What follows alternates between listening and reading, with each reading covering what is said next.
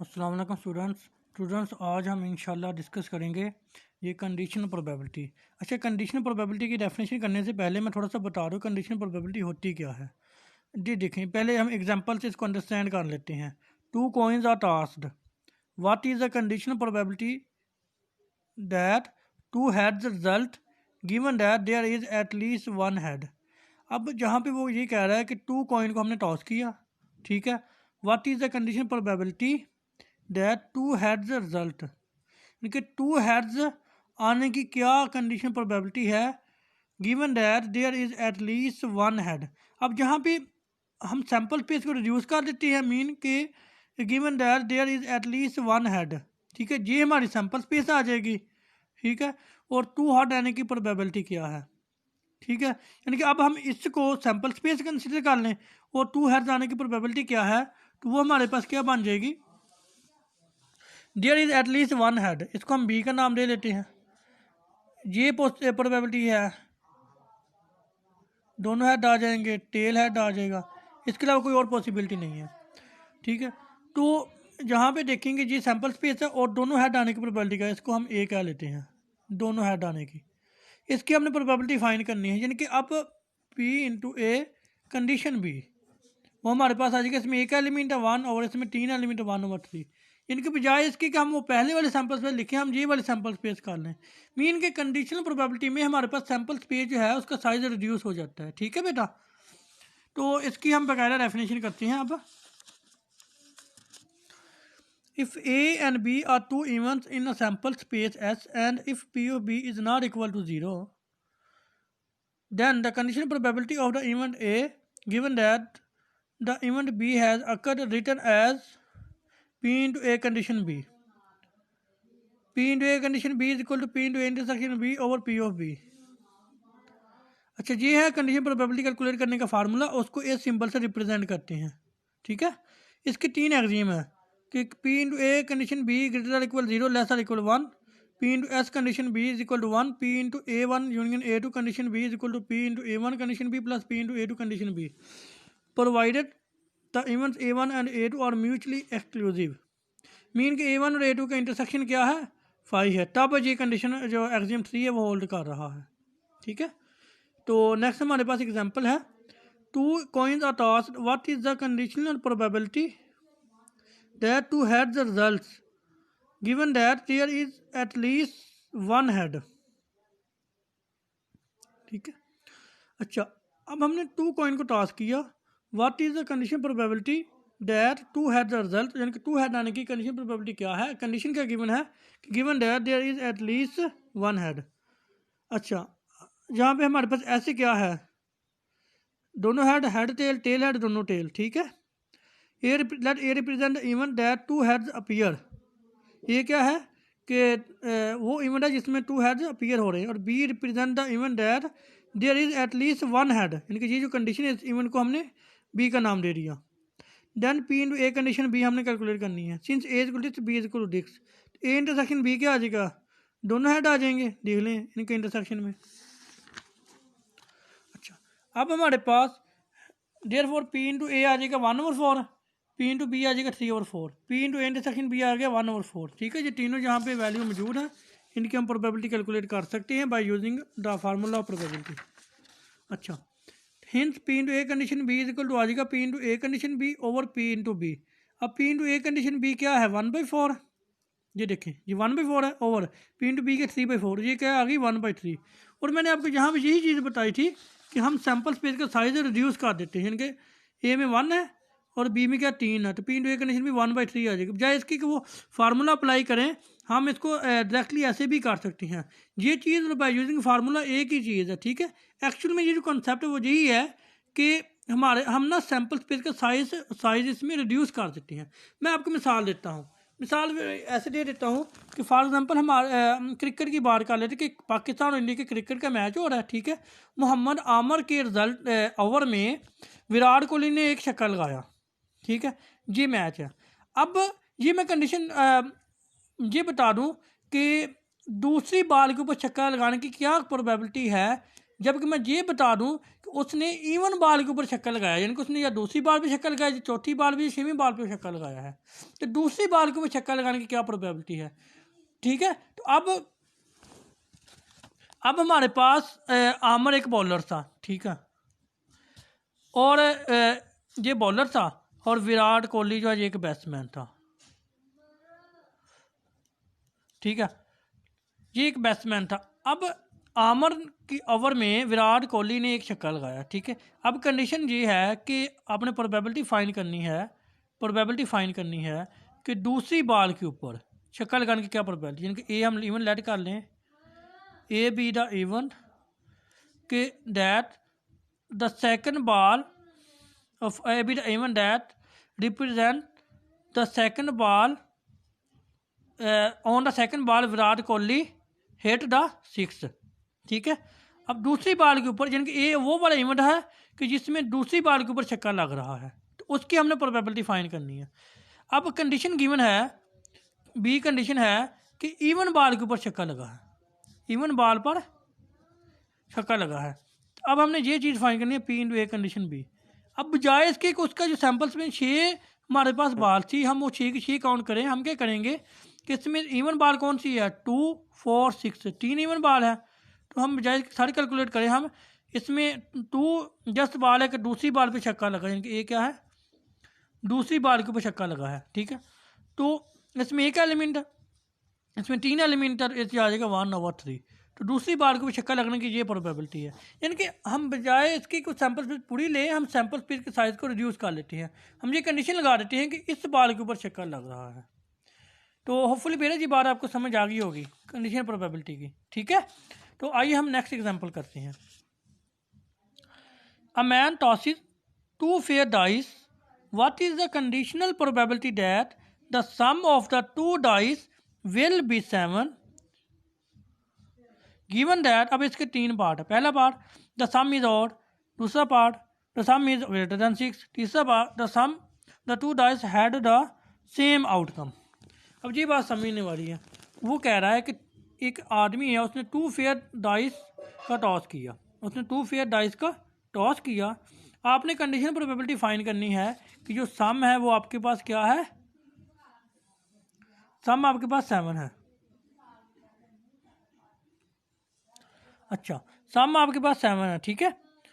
अब given condition ये है कि सम ऑड है, और दूसरे नंबर पे है कि the sum is greater than 6, तीसरे नंबर पे है the 2 dice had the same outcome. अब इस बार को अपने गौर से सुनना है। हम ना ऐसे लेट करते हैं कि ए वो वाला इवेंट है कि सम जो है इज 7। अब 2 डाइस, क्या पॉसिबिलिटी सम 7 होने की, 3 4, ठीक है, 4 3, 5 2, 2 5, ठीक है, 1 6, 6 1, ठीक है।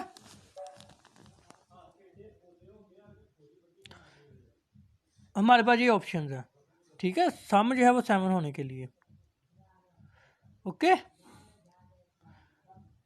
अच्छा, अब ये हमने ये इवन लेट कर लिया, ठीक है। अब कंडीशन है कि हमें ये बता दिया है, ये अब उन्होंने ये बता दिया है, बजाय इसके कि हम वो सारा देखें कि उसमें क्या क्या पॉसिबिलिटीज आ सकती टास्क में, बजाय इसके कि वो सारा देखें, कंडीशन हमें ये बता दी है उन्होंने कि सम जो आ रहा है ना वो ऑड नंबर आ रहा है, सम जो क्या आ रहा है, ऑड नंबर आ रहा है। तो 18 इसमें ऐसे मेंबर होते हैं जैसे 2 3, ये 2 5 कर लें, 2 3 कर लें, ठीक है। इस तरह के 18 ऐसे नंबर हैं जिनका सम जो है वो ऑड आ रहा है, और 18 ही ऐसे जिनका सम इवन आ रहा है। तो जहाँ पे बी में एलिमेंट जो है वो आपके पास 18 है, ठीक है, ए में 4 एलिमेंट है। अब इसमें वो वाले एलिमेंट आ गए हैं जिनका सम 7 है, जिनके उसने ये बात बता दी कि सम जो है वो ऑड आ रहा है, ठीक है। अच्छा, इसी तरह से वो जो इवेंट की बात कर रहा है, नेक्स्ट इवेंट की मुझे बात कर रहा है कि सम इज ग्रेटर देन 6, चलिए उसका हम नेक्स्ट डिस्कस करते हैं, अभी फिलहाल हम इसको देख लें।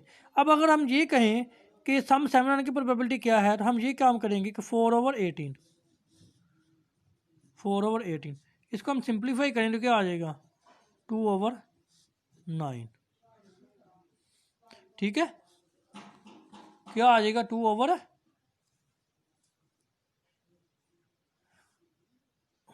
हाँ सॉरी यहाँ पे हमसे मिस्टेक हुई है जी, 4/18 नहीं है जी, 6 एलिमेंट है, 1 2 3 4 5 6, हाँ ये हमारे पास 6 एलिमेंट, 6/18 जी, 1/3 आ रहा है। ठीक है, तो इसको अगर हम कैलकुलेट करें तो जहाँ पे ये देखें, ये बेटा मैंने इसको कैलकुलेट किया है फार्मूला उसको यूज़ करते हुए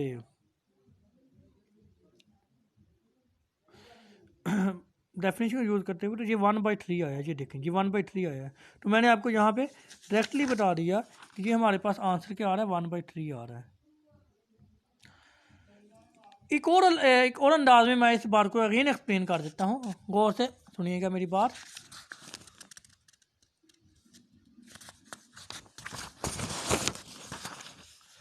वो जी कि ये देखें बेटा, इसमें ये था कि आपने ना सम जो है वो 6 आने की 7 आने की प्रोबेबिलिटी फाइंड करनी, हमने लेट कर लिया कि इसमें वो वाले इवेंट है जिनका सम जो है 7 है। सर अब पॉसिबिलिटी क्या है, पहले नंबर पे डाई से 2 शो करे, फिर दूसरे नंबर पे 5 शो करे, पहले पे 5 कर दे, दूसरे पे 2 कर दे, पहले पे 3 करे, दूसरे पे 4 कर दे, पहले पे 4 करे, दूसरे पे 3 कर दे। ठीक है, पहले पे 1 करे, दूसरे पे 6 कर दे, पहले पे 6 करे, दूसरे पे 1 करे। इसके अलावा कोई और पॉसिबिलिटी नहीं है कि सम जो है वो 7 आ जाए। अच्छा, अब ये इवेंट ये है, अब कंडीशन उसने दे दी है कि ये हमें पता है कि सम जो है वो ऑड आ रहा है, ये हमें पता है कि सम क्या आ रहा है, ये हमें पता है कि सम ऑड आ रहा है, लेकिन 7 आने की क्या प्रोबेबिलिटी है, समझ आ रही ना बात की, जिनकी ये पता है कि सम ऑड आ रहा है लेकिन 7 आने की क्या प्रोबेबिलिटी है। अब गौर कीजिएगा, इसमें बी में 18 एलिमेंट हैं जिनको सम करें तो आंसर ऑड नंबर आता है। तो ए में कितने हैं, 6 हैं। ठीक है, अब P into A condition B, जिनका हमारे पास जो पता है, जो कंडीशन है कि sum is odd, A condition B, वो हमारे पास क्या आ जाएगा, ए में कितने एलिमेंट हैं 6 और बी में कितने हैं 18, तो ये आ जाएगा 1/3। तो यहाँ पे बेटा मैंने आपको यहाँ पे भी बता दिया था कि इसका आंसर जो है आपके पास इधर है ये इसका आंसर जो है P into A condition B 1/3 आ रहा है। इसको हमने बाय डेफिनेशन कैलकुलेट किया, यानी कि आपको मैंने कॉन्सेप्ट बताया कि ये क्या चीज़ है। ठीक है, अच्छा अब इसको हम बाय डेफिनेशन इस प्रॉब्लम को सॉल्व करते हैं।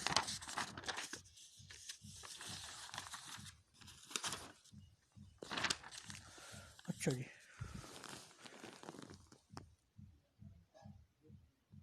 अच्छा जी, here S is equal to, जी हमारे पास एस है कि 1 1 1 2 1 3, यानी कि ये पॉसिबिलिटीज़ है कि ये डाइस के जो रिजल्ट आ रहे हैं वो ये आ रहे हैं। ठीक है, इनमें से कोई आ सकता है। अच्छा, इम्प्लाइज एन ऑफ एस 36 था जी, आपको मैंने वैसे ही बताया था कि 2 डाइस की बात हो तो एक में 6 आउटकम होते हैं, तो 6 की पावर 2 आ जाएगी।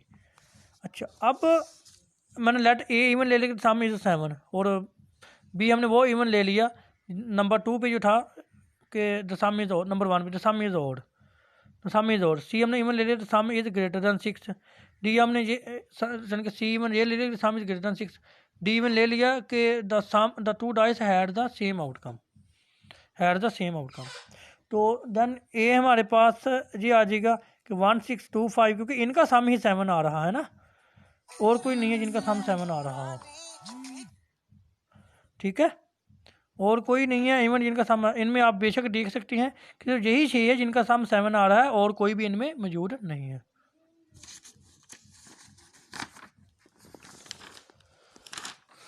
और बी हमारे पास है कि इस तरह के इवेंट है 1 2, इसका सम देखें ऑड नंबर आ रहा है, 1 4 इसका सम ऑड नंबर आ रहा है, 1 6 इसका सम ऑड नंबर आ रहा है, 2 1 इसका सम ऑड नंबर आ रहा है। इस तरह इवेंट है और इनकी तादाद 18 है जिनका सम ऑड नंबर आ रहा है। ठीक है, आप यहाँ से बेशक आप इस सैम्पल स्पेस से देख सकते हो कि 18 हैं जिनका सम जो है वो ऑड नंबर आ रहा है।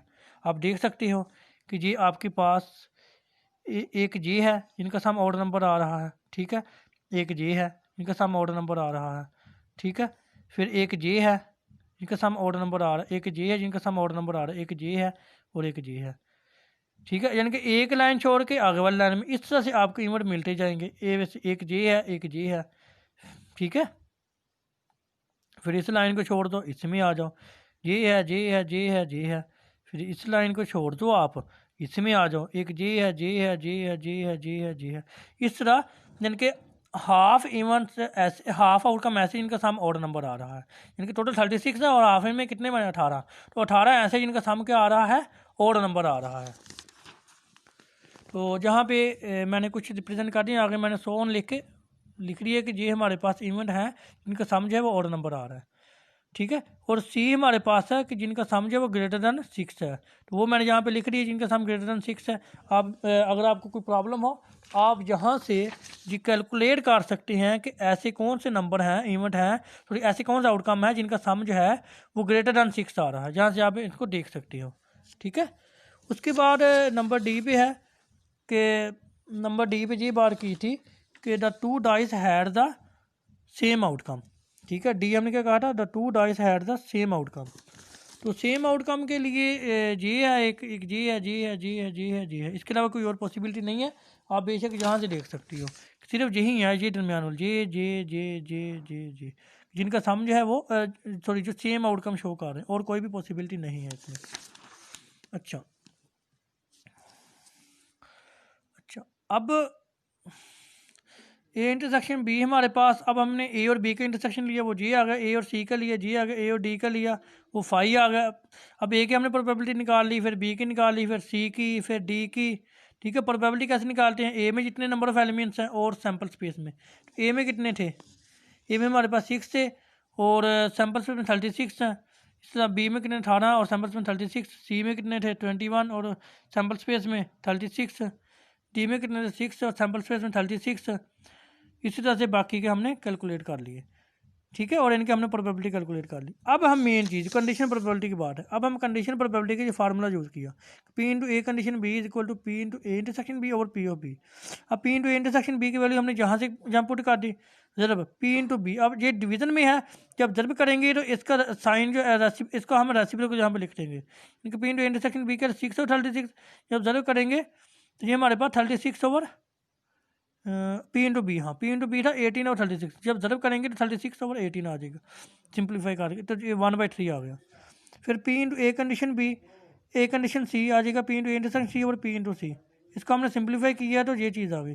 इसी तरह से P into A condition D, ये आ जाएगा P into A intersection D और पी इंटू डी, तो ये हमारे पास आ जाएगा 0। अब P into A intersection D का आंसर क्या है 0, 36 ओवर 6 0, ये 0 आंसर आ गया, ठीक है बेटा। तो होपफुली आपको ये लेक्चर समझ आ गया हो, और कोई भी question you can discuss with me. Okay, अल्लाह हाफ़िज़।